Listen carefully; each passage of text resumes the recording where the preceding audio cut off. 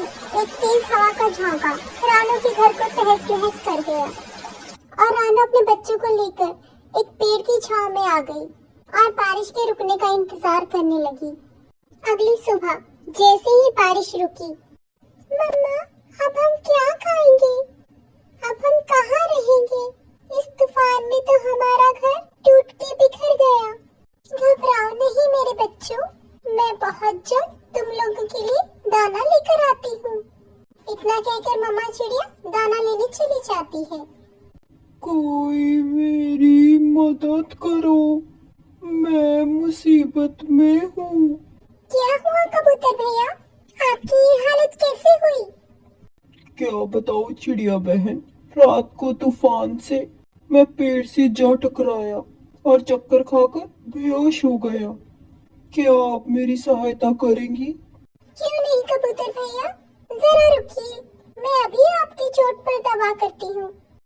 चिड़िया की दवा से जल्द ही कबूतर को आराम आ जाता है।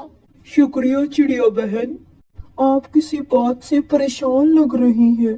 क्या बात है, मुझे बताइए। क्या बताऊँ कालू भैया, इस तूफान के कारण मेरे पास मेरे रहने का ना ही है ठिकाना, ना ही है खाने को दाना।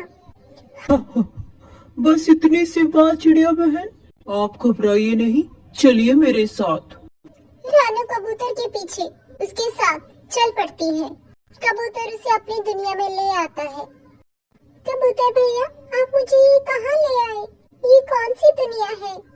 घबराओ नहीं चिड़िया बहन, ये हमारी दुनिया है। असल में एक जादुई कबूतर हूँ मैं, जो तुम्हारी परीक्षा ले रहा था और तुम उस परीक्षा में सफल रही, इसलिए अब तुम मनचाहा वरदान मुझसे मांग सकती हो। कबूतर भैया, मुझे सिर्फ सर पे छत और अपने बच्चों का पेट भरने के लिए खाना चाहिए। ठीक है चिड़िया बहन, ये लो जादुई पेड़, आपकी जो भी इच्छा हो आप इससे मांग लीजिए। ये आपकी इच्छा तुरंत पूरी करेगा, पर एक बात का ध्यान रखिएगा, जब तक आपके मन में खोट नहीं तब तक ही ये आपके पास रहेगा। प्रिया मामा कबूतर की बात समझ जाती है और जादुई पेड़ लेकर अपने बच्चों के पास पहुंच जाती है। मम्मा, ये पेड़ कैसा है? आप तो खाना लेने गई थी, फिर आप पेड़ क्यों उठा लाई? अरे मेरी जान, ये एक जादुई पेड़ है जो हमारे खाने की और रहने की समस्या को दूर करेगा। रुको जरा, मैं अभी बतलाती हूँ। पेड़ भाई, हमें रहने को घर दीजिए। इतना कहते ही चिड़िया के सामने एक मिट्टी का घर बनकर तैयार हो जाता है। चिड़िया घर को देखकर बहुत खुश होती है। जैसे ही वो घर के अंदर जाते हैं, घर में ढेर सारा खाना देखकर बच्चे और चिड़िया मामा खुश हो जाते हैं। इसलिए दोस्तों, जो अच्छा काम करता है उसके साथ हमेशा अच्छा ही होता है। हे प्रभु, अगर इतनी बारिश होगी जंगल में तो मैं कहाँ जाऊंगी? मेरे अंडे बाहर आने वाले हैं, मैं कैसे उनकी रक्षा करूंगी?